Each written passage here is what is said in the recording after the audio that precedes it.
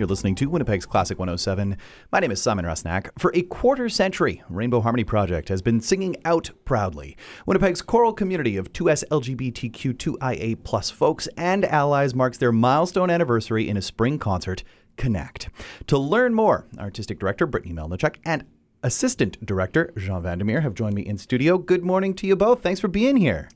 Thanks for having us. Well, first off, 25 years of Rainbow Harmony Project. Congrats on the achievement. Brittany, how does it feel? Well, it's certainly an atmosphere of excitement and, just overwhelming joy for what we've been able to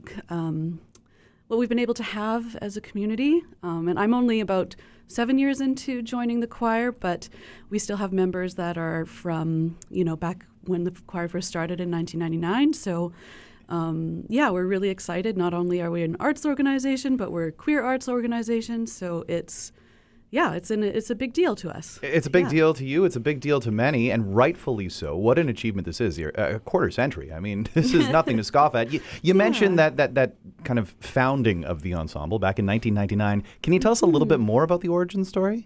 Yeah, my understanding is that there were a group of folks, I believe, that had seen maybe it was Calgary or Vancouver men's choir. And they wanted to get something started in Winnipeg. And so they had a sign-up sheet set up at a Pride booth that year and had over 100 people show up to the first rehearsal or something like that. I hope I didn't get that wrong. But it just speaks to the demand, right? Yeah. And that sense of community that Rainbow Harmony Project has had right from the get-go.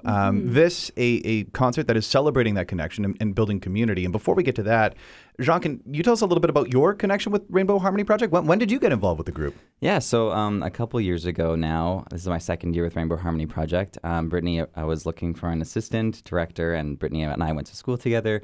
And it was just a really great fit for me. And so I joined the choir.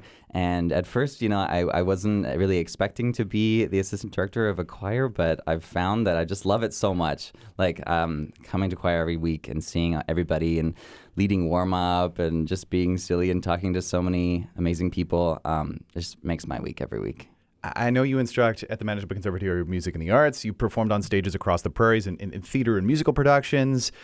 You've sung with plenty of choirs around town. Yeah. I'm curious, what makes Rainbow Harmony Project unique? Oh, it's the community. It's the people that I get to see and talk to every week. When queer and 2S LGBTQIA+ people come together, it's magic. And it makes me feel lucky to be able to show up into that space every week and see so many beautiful queer people coming together and just like having a good time together, just being and just like chatting at break and after rehearsal. Yeah, community is the word that keeps coming up. Over the years when Brittany and I have chatted about Rainbow Harmony Project, it seems like we keep coming back to that idea of community and building it and developing these relationships. And it's so much more than just a choir, right? It's a choir for social change and using your voices to really advocate and instigate for that change. And it's something that Rainbow Harmony Project has always done and continues to do. I know that there's some new initiatives like the youth choir that has been put together. Brittany, can you tell us more about that group?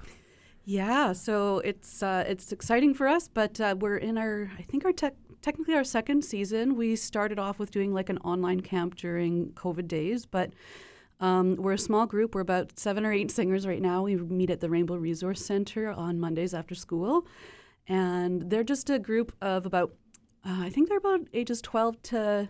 Technically, we open it up till 17-year-olds, but I think it's about 12 to 15 or 16 right now.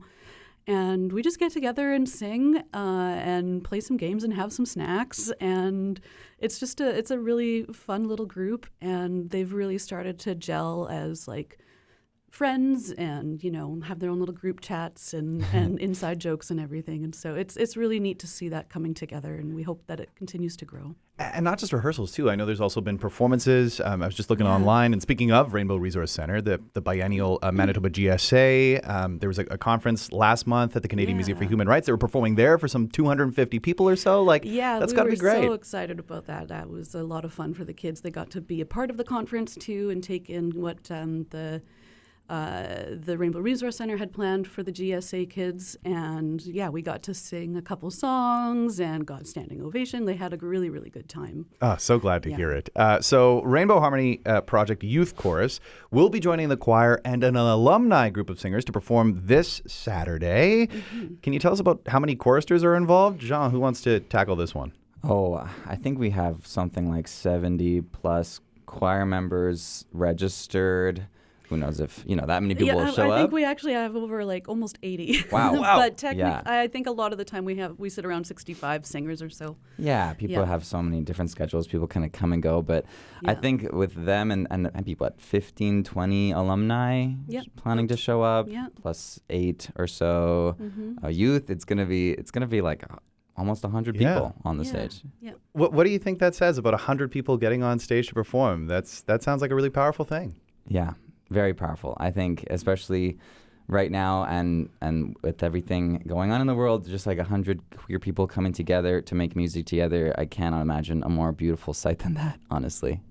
Brittany, can you tell us more about the involvement of the alumni? I mean, you mentioned that there's been some singers who've been there from the get-go, right, who have still been performing, but also those who are coming back to perform this 25th anniversary show, right? Yeah, so when we do these anniversary shows, or I mean, even sometimes on off years, if we're doing some kind of special initiative, we always try to reach out to past singers or people that have retired from the choir to see if they want to join us for different projects. And so we usually bring back like a couple songs that have been sung in past years that those folks will know, and then we'll also teach them 1 or 2 new ones. And it's just a nice chance for those people to connect again with, friends from the choir that maybe they haven't seen for a little while, or sometimes it ends up convincing them to come back to join the choir too, which is always fun. But it's really nice because even myself, like there's been in the 7 years that I've been there, we've there's been members who have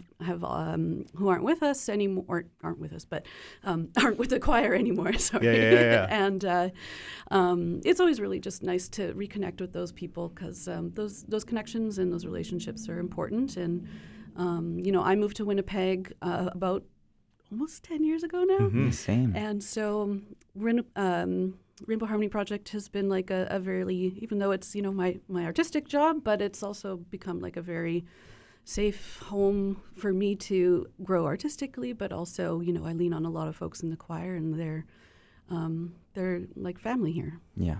You mentioned performing and bringing back some familiar tunes. What are you folks going to be singing on Saturday? What are the familiar tunes? Hand in Hand? Oh, right. Yes. Yeah. Surprise. Yeah. Yeah, the surprise encore. Oh, right. The first one we talk about. Hand in Hand. Oh, I don't even remember the composer. This is awful. But Hand in Hand is a tune that's been sung by the choir for many, many years. I'm not sure if it's right from the beginning, but it's always a request for these anniversary shows. So we've got that one planned. We're also doing the song The Gift by Russell Wallace, who's from Lillooet Nation.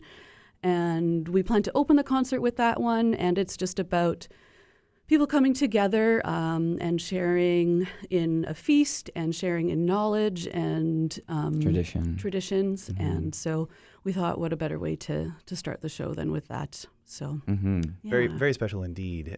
So again, the concert happening this Saturday at 7 p.m. at the Manitoba Theatre for Young People. One last question for you, Jean. What do you hope people take away from this concert on Saturday? Yeah, I hope people take away just the joy that happens when queer and 2S LGBTQIA people come together to create music and create a safe space for each other to thrive. And I think when you're in the room with all of those, with 100 choristers or so, it'll be impossible not to feel that queer joy. Aptly titled Connect, and listeners and audience members will be part of that connection, right? So this really a celebration and highlighting the relationships that have been built and continue to be built and fostered through Rainbow Harmony Project. Again, this Saturday, 7 p.m. More details at rainbowharmonyproject.ca or classic107.com under the events tab. Thank you both for being here. Thank you so much. much.